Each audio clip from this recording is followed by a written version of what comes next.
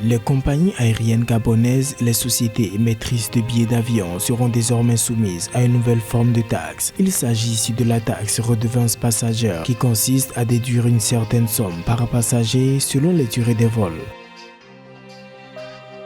Les prix des biens et services de consommation sont toujours en hausse au Togo. En évolution trimestrielle, le niveau général des prix en juin 2021 s'est relevé de 5,4% comparativement à la situation de mars 2021 selon l'Institut national de la statistique et des études économiques et démographiques. Dans une récente alerte, la Banque mondiale craint une nouvelle catastrophe économique pour les pays sous-développés dont ceux d'Afrique. En 2021, leur taux de croissance sera le plus faible depuis 20 ans, ce qui aura pour effet d'éliminer des progrès accomplis dans le cadre de la lutte contre la pauvreté des années durant.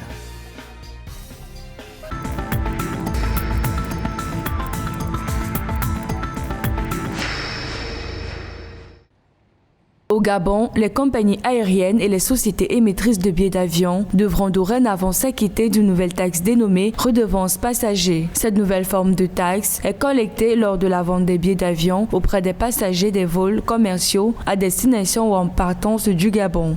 Pour cette année, le Gabon envisage maintenant aménager l'aéroport Léomba de Libreville. Et pour cela, le gouvernement a regardé à gauche, à droite, n'a pas trouvé de financement, a estimé donc que c'est le consommateur final qui devait le faire. Et la démarche qui consiste à instituer donc une redevance passager est proche de ce qu'on a vu en Afrique centrale, mais ça ne s'applique pas de la même façon.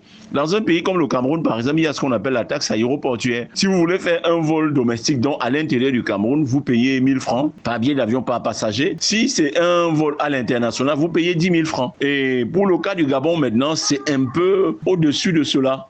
Selon ce communiqué, le gouvernement gabonais a décidé d'appliquer la redevance passager pour contribuer au financement du projet d'aménagement de l'aéroport international Léomba de Libreville et ses environs. D'après les lignes instructives de la nouvelle taxe, pour les vols d'une durée excédant de 2 heures, les redevances sont fixées à 32 798 francs CFA par passager en classe économique, 39 357 francs CFA en classe d'affaires et 65 596 francs CFA en première classe. Quant au vol de moins de 2 heures, les redevances sont fixées à 26 239 francs CFA par passager en classe économique, 32 798 francs CFA en classe d'affaires et 42 638 francs CFA en première classe. C'est une démarche pour le Gabon de chercher des financements pour pouvoir aménager et étendre l'embarcadère, l'aérogare, la plateforme de transport des passagers, Léomba, l'aéroport Léomba de Libreville.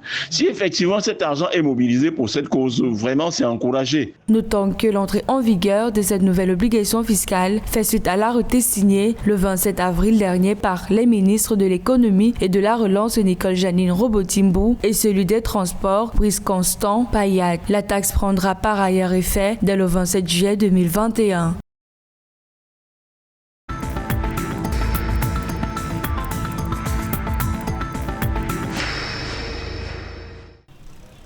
Au mois de juin 2021, au Togo, l'indice national harmonisé des prix à la consommation a connu une progression de 1,6%. Les données de l'Institut national de la statistique et des études économiques et démographiques indiquent qu'il est passé de 110,7% en mai à 112,5% en juin. Une évolution due à la hausse des prix des produits alimentaires et boissons non alcoolisées de 3,4%, ceux des transports 3,4%, dans les restaurants et hôtels de 0,8% et des boissons alcoolisées, tabac et stupéfiants de 3,8%. Par ailleurs, les données indiquent une régression de l'indice de logement, eau, gaz, électricité et autres combustibles.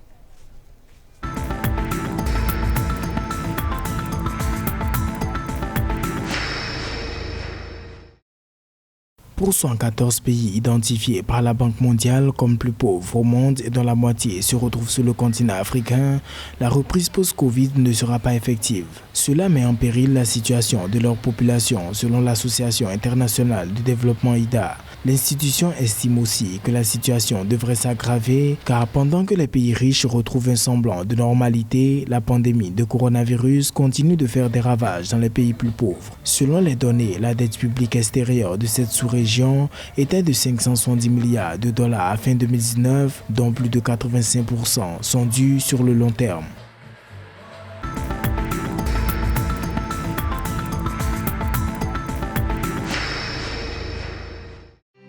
Le directeur général de Move Africa Gabon Télécom, Abderrahim Kouma, a annoncé le 16 juillet à Libreville au Gabon le déploiement d'un programme d'investissement de plus de 10 milliards de francs CFA. Il est destiné à la couverture des axes routiers du pays avec la technologie 3G, 4G. Le déploiement de ce projet est pour Move Africa Gabon Télécom la réponse aux engagements de couverture maximale du territoire par les réseaux de télécommunications pour permettre une large utilisation des nouvelles technologies par le plus grand nombre.